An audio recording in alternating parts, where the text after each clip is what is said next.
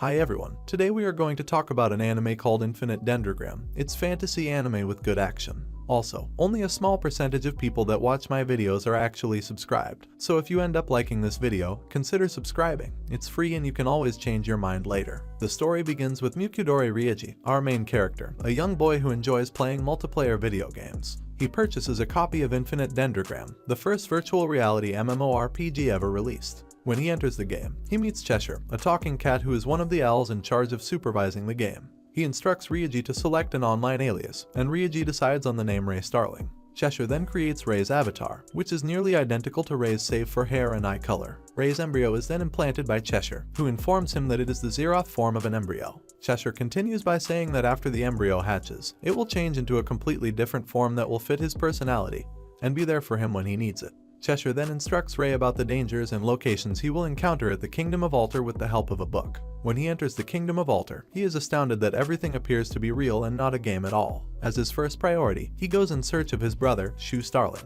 While searching for his brother, he encounters Liliana Grandria, a young, attractive NPC. She requests Ray's assistance in finding her younger sister, Million. Ray denies her, saying he needs to look for his brother first. She then leaves him with her contact information and tells him to contact her if she finds out anything about her sister. When she leaves, Ray reads the note that says she is Vice Commander Liliana Grandria. Ray has read this, although he does not know this language, and is amused to have done so. Then he starts looking for his brother and eventually finds a guy in a bear costume with a signboard that says "Welcome, brother." Ray approaches him and asks if he is his brother, to which the man introduces himself as Shu Starling and confirms that he is his brother. Ray mentions Liliana to his brother, who responds that she is among the best known NPCs in this area. He gives his brother Liliana's note that she had given him. Shu reads the note and sees that Millian left a message for Liliana saying she was going to go get some raspberries. After reading this, Shu realizes right away that Millian must be at the old Rivet Orchard. Shu offers to assist Ray in the search. Ray asks Shu what will happen if he dies while on this quest. Shu informs him that if he dies during the mission, he will be logged out of the game for 24 hours as a punishment.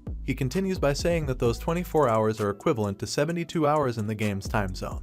When they locate Millian in that orchard, demi-dragworms attack them. Ray is the only one left to rescue Millian because Shu has been dragged underground and Liliana is engaged in combat elsewhere. Fortunately, Ray awakens his embryo Nemesis, who appears as a sword and completes the quest by eliminating the final semi-dragon worm. Interestingly, Ray summons his embryo, who emerges as a stunning young woman named Nemesis wielding a one-of-a-kind sword. She kills the last demi-dragworm with a single thrash to complete the mission. With the assistance of Shu and Nemesis, Ray has finally completed his first mission. Shu gives Ray some detailed information on Alter's origins to assist him in becoming a warlock. Later, Ray and Nemesis try to level up, but a player killer ambushes them. Ray tries to flee but is killed and must wait 24 hours before returning to the Infinite Dendrogram. After 24 hours, when Ray re-enters the game, he and Nemesis travel to the Tomb Labyrinth in the Majestic Cemetery to level up. There, they battle zombies and encounter Figaro, one of the leading competitors in Alter, who advises Ray to travel to Gideon, a city where participants can engage in combat without suffering any consequences for dying.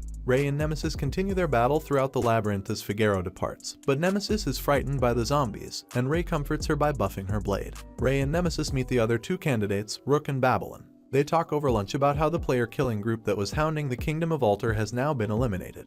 The story is then confirmed by Marie Adler, a reporter for the Dendrogram Information Network, who shows a video of 3 of Alter's elite players, including Figaro, vanquishing the player-killers. Marie also clarifies that the player-killer hounding the North has escaped. This gives Ray and Nemesis great opportunities to exact revenge on them. Later that day, Ray and Nemesis come across Cheshire while exploring a wrecked forest. He was conducting local servicing. He calls Ray and informs him that administration AIs and lady embryos like Nemesis hold the same capabilities. The next day, Ray and his team got a mission to deliver commodities to Gideon after the player killers have been vanquished. Marie offers to accompany them. As Ray's group begins their trek to Gideon, they come across a group of goblins trashing a crew of travelers. The next instant, Ray and his team decide to engage the goblins. After Ray and his partners vanquish the goblins, Gardranda, the main antagonist, and a gigantic ogre stalk their route. Gardranda disperses toxic gas to weaken Ray.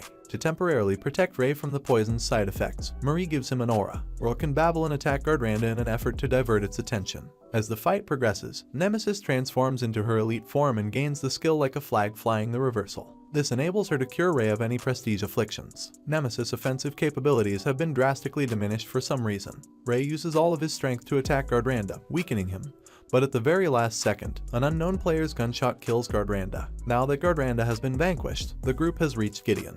Ray is chosen as MVP as the mission comes to an end. Ray also receives 2 magical gauntlets as MVP prizes. Ray hurts himself while experimenting with those new weapons. Meanwhile, a stranger dressed as a penguin shows up and introduces himself as Dr. Flamingo. He hands Ray a potion and tells him that it will instantly heal him. Ray receives healing after ingesting that potion, but he also gains animal ears. Flamingo informs Ray that he'll be back to his normal state in 10 hours. Flamingo runs away after saying this. Since they have never met, Ray is baffled as to how Flamingo knows him. Then, we catch a glimpse of what appears to be a player watching multiple participants on monitor screens while commenting about Ray. The following day, Ray and Nemesis go shopping in a Gideon store. Ray wins a special stallion from a lottery machine there. When he tries to ride it, the stallion kicks Ray to the ground and flees. Ray learns from there that to ride this stallion, he must first acquire a unique amulet. Ray makes an effort to make money in order to purchase the amulet. Then he meets a fellow master by the name of Hugo and his friend Psycho, and the 3 of them receive a quest from a woman asking them to rescue her brother from a group of kidnappers of children. They accepted the woman's request. Hugo exposes his weapon, a gigantic robot he calls Magingir, and uses it to transport Ray to the gang's refuge. Before escorting Ray inside the fortress, Hugo explains to Ray that masters of Lady Embryos, like him, do not visualize Infinite Dendrogram as a game but rather as real as actual life itself. Ray and Nemesis sneak into the fort and find that some of the abducted children have already been killed and transformed into evil undead zombies. Ray and Nemesis are attacked by them. Now they have no option but to kill those children. A massive boss protecting the fortress attacks Hugo, forcing him to represent Psycho, whose real name is Cocytus, as his embryo and meld her with his Magingir. Hugo defeats the boss while Ray explores the fortress's lowest cellar and discovers a child as the only veteran. However, as Ray attempts to rescue him, the child rouses and targets Ray. Ray manages to survive the kid's unexpected attack. The mastermind behind the abductions, a demon lord who was attempting to create a potent magical artifact known as the Crystal of Resentment, is confronted by Nemesis in halberd form. Hugo stops the demon lord from running away, and Ray then finally kills him. The brigands who had worked for the demon lord tried to steal his belongings, including the crystal, as Ray and his partners dove deep into the fort to save the remaining kids. Unfortunately, after the demon lord dies, the crystal attacks the brigands, ends up killing them, and integrates with their dead bodies to produce a new boss. Hugo transports the children to safety, leaving Ray alone to encounter the boss. Through some mysterious means, Nemesis learns that the individuals who make up the boss are still holding grudges against each other. Every time the Lick's vengeance is controlled, she gains more attack power. Unfortunately, Ray suffers a combat injury, and Nemesis rescues him. She goes alone to face the boss. Here, Ray has a dream about an enigmatic girl who recalls the moment Shu saved him and a young girl from being struck by a truck but did so at the cost of injuring his ankle. Ray accused himself of getting Shu hurt, but Shu urged him to believe in himself and his decisions at all times. The girl eventually reveals herself to be the last survivor of Gardranda's mind, having gained consciousness after Ray killed her original incarnation, which prompts Ray to rejoin the battle. Ray approaches Nemesis to assist in the battle with the boss and immediately knocks him to the ground. Ray and Nemesis are rewarded with a pair of greaves after taking out the boss. Later that evening, Flamingo meets up with Hugo and Cocytus. He removes his penguin costume and explains his strategy for putting an end to the conflict between Dryfe and Alter. After completing all of their main missions, Ray and Nemesis contact Marie, Rook, and Babylon for breakfast. Marie extends to them an invitation to a fight competition that will take place in Gideon.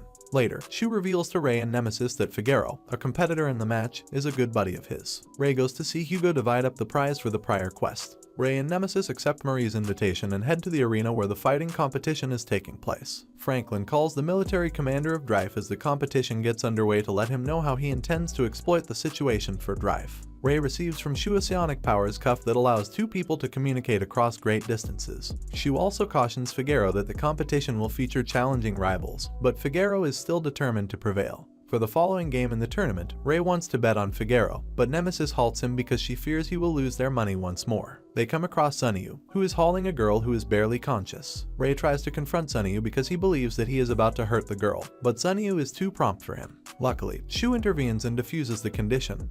The barely conscious girl is basically an envoy from the Huanghe dynasty, and Sunyu is her bodyguard. As the match gets underway and Figaro and Sunyu square off, Ray and Shu rejoin the other members of the group. Sunyu is capable of hitting Figaro so many times, even slashing out one of his lungs, but as Shu clarifies, Figaro has a unique embryo that increases his strength the longer he fights. Almost as Sunyu appears to be about to deliver a devastating blow to Figaro's heart, Shu explains that Figaro's embryo is still inside his body, and is molded like a heart, defending him from the strike. In the next split second, Figaro flanks Sunyu and reigns supreme. Then, Flamingo messes up and introduces himself as Franklin, a researcher for the Drive Emperor. In addition, he confesses that he has taken Elizabeth, Alter's second princess, and is holding her as a captive. Marie has known Elizabeth since before the tournament at Gideon began, and she is committed to rescuing her from Franklin. Franklin explains that he erected a barrier around the stadium, and if anyone tries to breach it, the demons he is in control of will decapitate Gideon. Following that, Marie makes every effort to save Elizabeth by herself. Somehow, Ray finds out that characters with lower levels like himself can pass the barrier without getting hurt.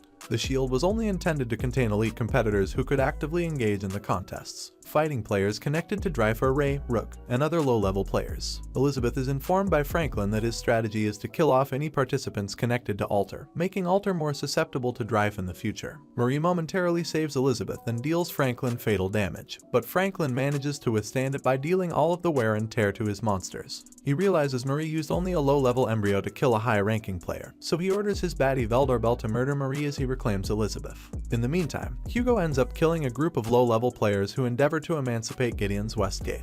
The events that inspired Marie, Hugo, and Veldarbel to participate in Infinite Dendrogram in the first place are still fresh in their minds. Veldarbel plans to murder Marie by using his power to control Echo, but she defeats him by revealing Arkan Seal, her embryo. Franklin transports Elizabeth out beyond Gideon while giving Hugo the order to prevent anyone but Ray from escaping the city.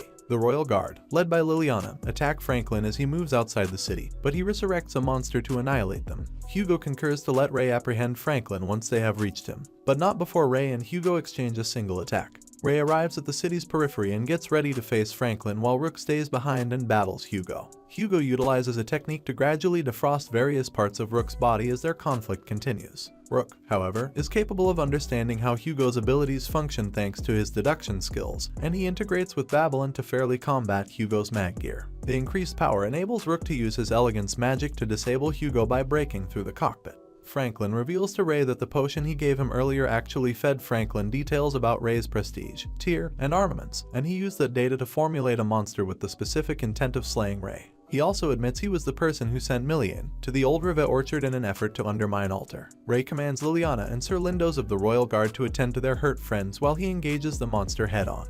Ray is able to reveal the monster's internal organs with the help of his most recent munitions, at which point he launches a mystical strike that completely destroys it. Despite Ray's victory in eliminating Franklin's monster, he suffers terrible injuries and loses consciousness. Ray is saved from death by a healing spell cast by Liliana, but his left arm cannot be fixed. Franklin then reveals to them that the monster Ray destroyed was the lamest monster he devised for the invasion, and informs them that he has planted a series of bombs in Alter and can now destroy Alter with a single click. Afterward, he tries to activate the bombs with a detonator, but nothing happens. Franklin realizes right away that Marie has subdued them. Hugo has been captured by Rook, who then convinces him that Franklin doesn't ever want the Alter Drive War to end with very few fatalities. In order to invade Gideon, Franklin resurrects his embryo, Pandemonium, and sends an army of homicidal monsters to do so. However, Ray emerges and defeats Franklin's monster to give his Union time to get ready for a retaliatory strike. Ray is capable of holding the line with the aid of Rook, Marie, and a few other players. Franklin understands that Hugo should have deceived him if so many players were helping Ray. Shu, the player with the most kills on the Alter, enters the fray and reveals himself as the King of Ruination.